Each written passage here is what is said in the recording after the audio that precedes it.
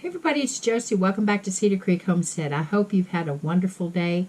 It has been so windy here at Cedar Creek, and I know that to the east of us in Arkansas and I think Louisiana and Mississippi, some of the other states are supposed to be getting some bad weather. We didn't get any of that. We got just real crazy wind. It's been really, really warm here today in the 70s, and so I hope that those of you that are under the gun for some bad weather will be all right and know that we're thinking and praying for you. Well, we've made it through Thanksgiving and we've come out the other side, and the hearts and minds have started turned towards Christmas, and everybody is beginning the hustle and bustle. Even before Thanksgiving, you begin to hear about Black Friday sales and all of the different cyber sales and Cyber Monday, and everybody hollering and screaming on commercials and radio and all over. Anytime that you go and look at your social media, there's all kinds of sales and all kinds of stores inviting you to visit their site and check out the things that they have to offer to you. Now, a lot of companies are offering price slashes, and I'll just be honest with you, a lot of things that I'm seeing this year don't really seem like they're on big sales. I'm not saying there aren't some things out there that are pretty good price, but I haven't seen anything that is just really screaming out, this is an incredible bargain. I know that if you're in the market for a television set or something like that, you're probably saving money, or maybe jewelry, or maybe a big ticket item. I'm not in the market for any of those kind of things. And so I haven't seen really, really big sales. However, I'm not really out and about looking for the sales. And I have had horrible experiences a few times with going to the Black Friday sales. And I have since been one of those persons that said, it would have to be something that I really loved, and they would have to be giving it away for free before I ever tried it again. My sister and I went one time when my kids and her kids were little, and we were in the market for certain items that that Walmart had for sale, and I remember that I took a basket, and all of our kids were in one basket, and I held onto that basket way away from the crowd, and my sister kind of snaked down through there and picked up the items that we were wanting to try to save money for the Christmas holiday, and she got back to the cart. We didn't try to take the kids down through there, or both of us take carts down. My sister did the hard work, and I wrangled children while she was doing that. Another time, after Howie and I was first married and were beginning our family, we came in to visit in Oklahoma, and we decided to go on the Black Friday sale with my mother-in-law and one or two of my sister-in-laws. And we decided it would be fun to go to the mall and Christmas shop at one of the toy stores, and it was an absolute nightmare. I got one item that I was wanting, but it was just chaos, and people forget themselves. People forget to be kind to one another, and they elbow and they push their way through, and it's just crazy.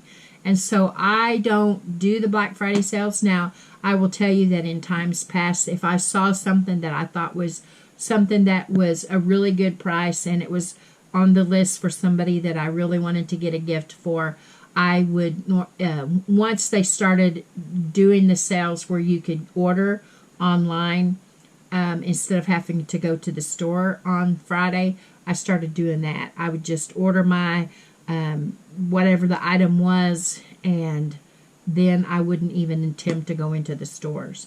Now, yesterday I had some tests ran at the doctor's office, and so Cheyenne and I were out, and she took me to my appointment. And so after we got done, we needed a few items, and so we slipped into the store, and I began to watch people, and you can already see the stress and the tenseness and all the built up things on people's faces, because, you know, it really boils down to groceries are high and all the other things are high.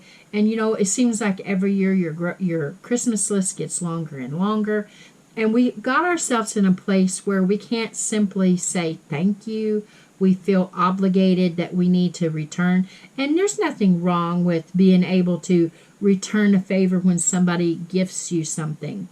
But it shouldn't be to a place where just because somebody gifted you something, you have to in turn gift them, because you may not always have the means. You may not always have the wherewithal to take care of that. And we should be, just as we are cheerful givers, we should be good receivers. Now, I don't mean that you never give, but you should be in a place where you can be a receiver without thinking that you have to go and break the bank to outdo what those persons gave to you.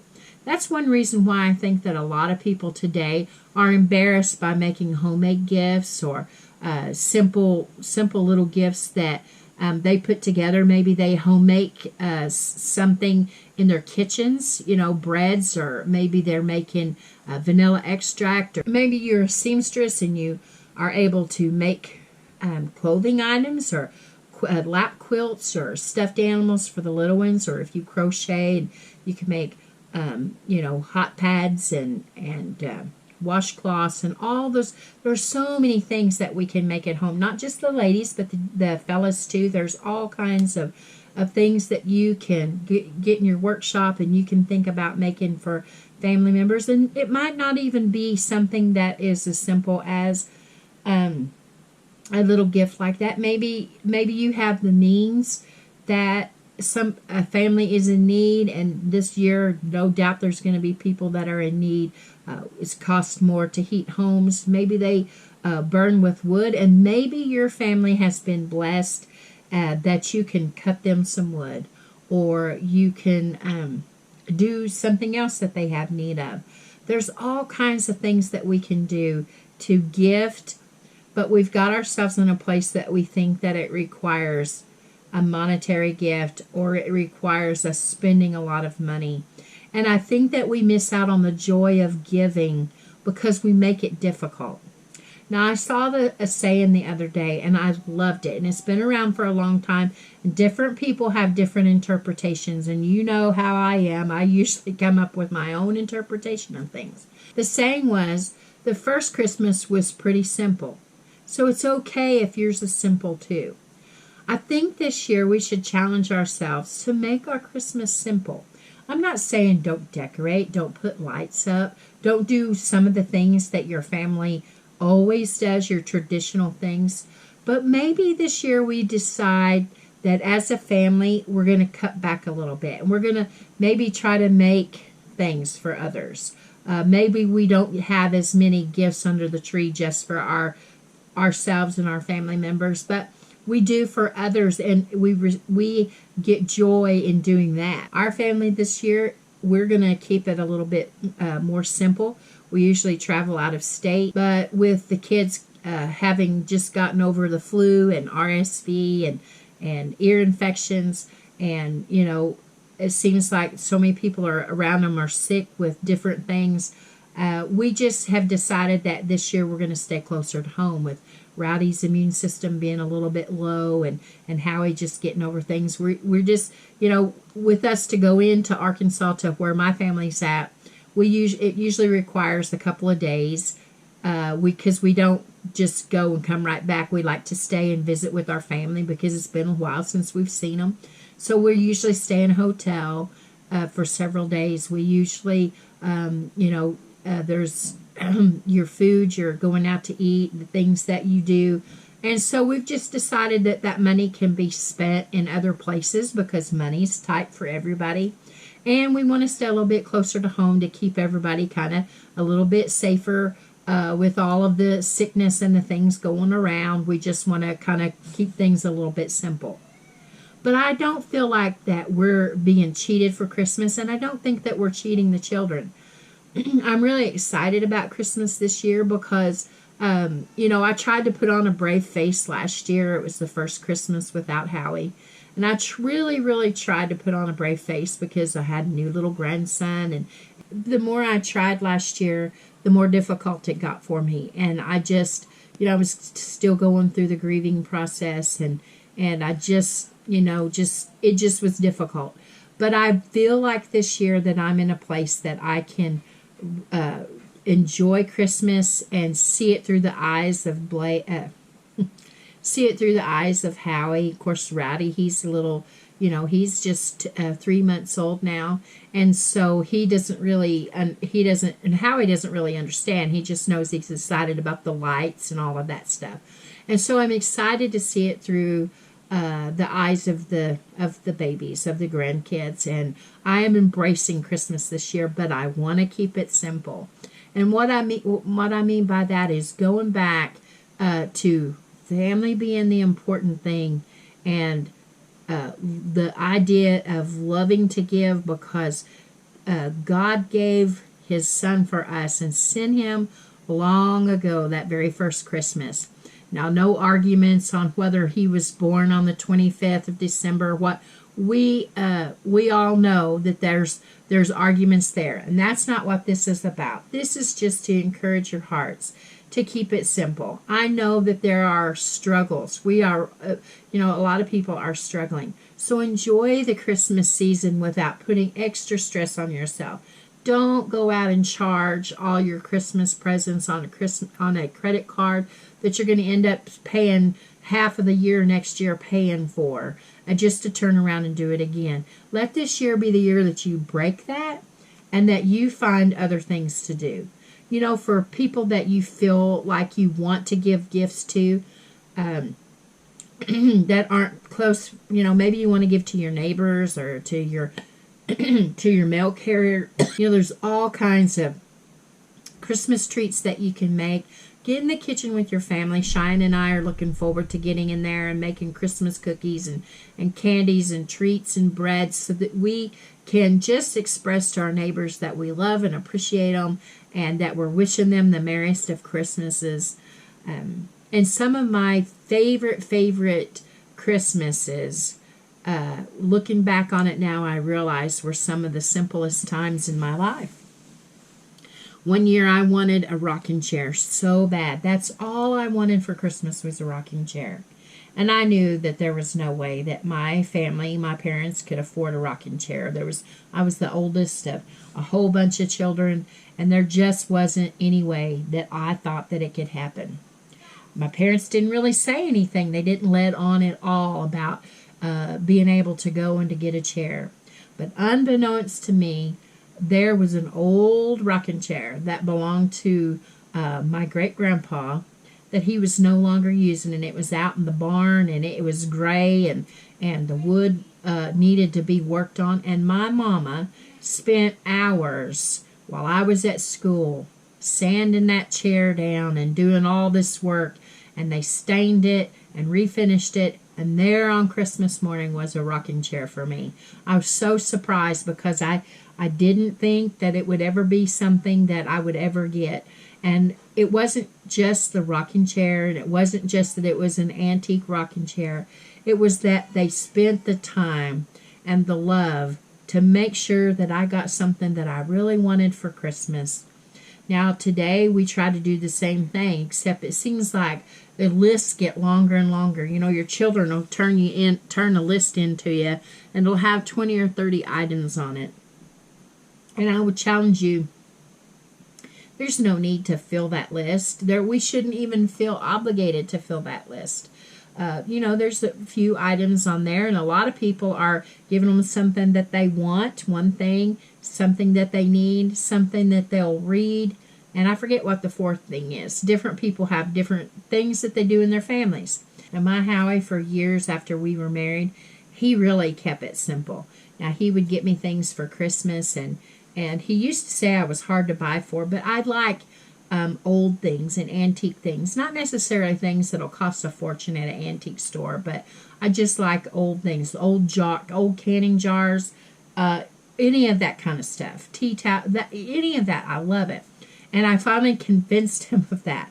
But he really kept it simple in his wrapping.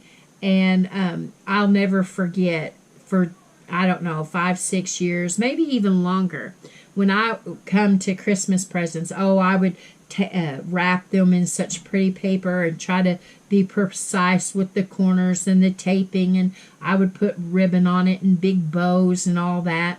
And when I would get my gift from Howie, it would be maybe in a plastic sack from where he bought it at, or it would be wrapped in newspaper, or even just the last few years, he used Blade to wrap my presents. And then he got to where he would wrap them, and on the ends, he would just, he wouldn't trim the paper. He would just kind of wad it all up there and tape it and call it good.